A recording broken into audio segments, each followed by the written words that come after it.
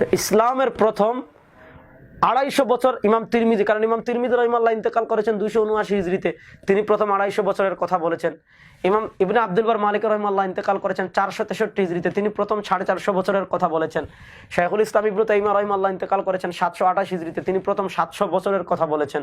তো ইসলামের প্রথম 700 বছরের অধিকাংশ আলেমের মত ছিল তারাবির নামাজ 20 রাকাত।